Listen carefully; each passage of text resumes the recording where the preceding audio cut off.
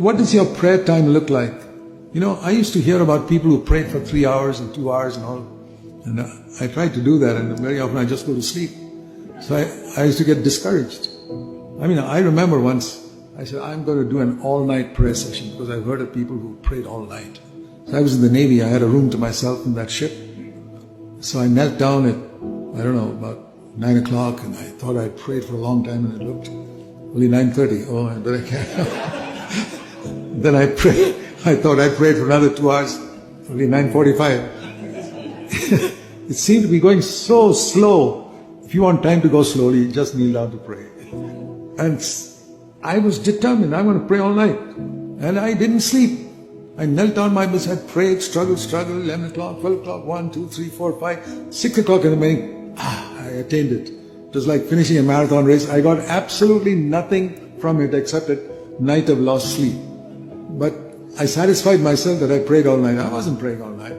I was just trying to achieve some type of Spartan ascetic feat. Real prayer is a delight. If it's not a delight, go to sleep. That's what I'd say. Don't force yourself into doing something. As a good discipline to say, I must spend a little time studying the Word and praying for something.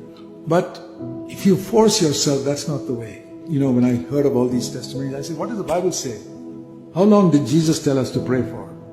You know how many hours we should pray every day? He told us very clearly. I'll show you the verse. He told us exactly the number of hours every day we should pray.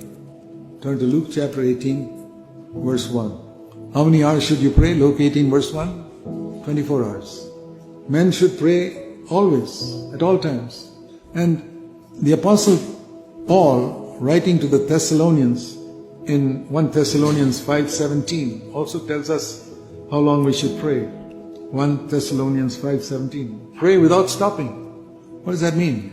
You should be praying 24 hours. So what does prayer really mean in New Testament terms? It's an expression of our helpless dependence upon God for everything. So it speaks to me, it speaks more of an attitude towards the Lord more than checking my watch, how long I have been praying. No. That is all for some endurance feat to get into the Guinness Book of Records or something. I prayed for so long. No, it is an expression of my dependence upon God. The early apostles, they were not looking at their watches. They didn't have them. Even if they had, they wouldn't be looking at their watches at how long they prayed. An expression of dependence upon God. And it's not necessarily long prayer that God hears.